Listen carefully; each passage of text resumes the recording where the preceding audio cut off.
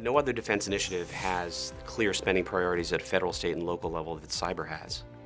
Cybersecurity has increased in spending over 2011 to the present 57%, versus an overall drop-off in federal government contracting of 12% over that same period of time. The only bright spot we've seen in the world of federal leasing is the creation of a cybersecurity apparatus. There's a lot of funding out there, and there's also bipartisan support.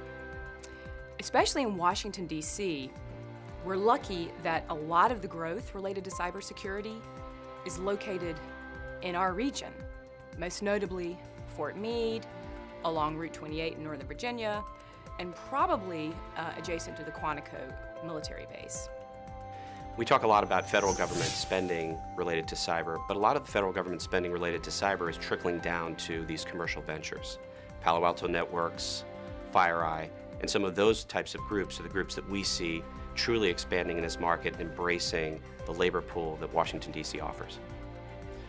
One of the things that's going to be interesting for our investors from the perspective of cyber is whether or not they can afford to cost-effectively grow in these metro-served 24/7 environments. Ballston, Clarendon, Reston-Herndon corridor. It's going to be very interesting for us to see where the next wave of commercial growth is in cyber. Virginia is probably in the forefront of the race for cybersecurity because of access to the fiber along Route 28 and the adjacency to other civilian cyber tenants and or Department of Defense and or intelligence agencies. Now, what's going to be the differentiator, I think, is going to be potentially access to amenities because of the type of employee that these agencies are trying to attract, potentially millennials from Silicon Valley.